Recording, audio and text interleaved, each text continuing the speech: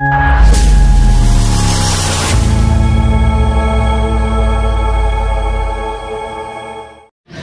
Road మీద ఆపి పట్టుకపోయి MLA అని కూడా చూడకుండా కాలు చేతులు పట్టి గుంజుకపోయి పోలీస్ స్టేషన్లో వారేసారు. ఆ రోజు పోలీసు వాళ్ళు మంచోళ్ళు ఎట్లా అయ్యి ఇవాళ నేను ఠానాకు రమ్మంటే నాకు వెనకాల 10 మంది వకీలు కావాలని అడుగుతున్నాడు ఆయన.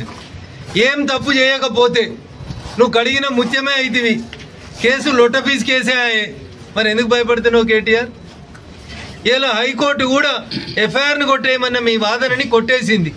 అంటే దాని అర్థమైంది, మీరు ఇన్వెస్టిగేషన్కి సహకరించుండ్రి, లేదా హైకోర్టు తీర్పు నచ్చకపోతే సుప్రీంకోర్టుకు పోండ్రి.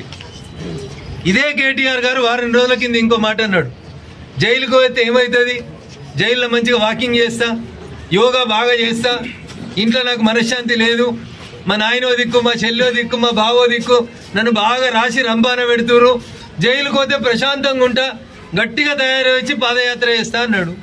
పోయిరాండి, మరి జైలు కూడా ఎట్లుంటుందో చూసిరాండ్రి.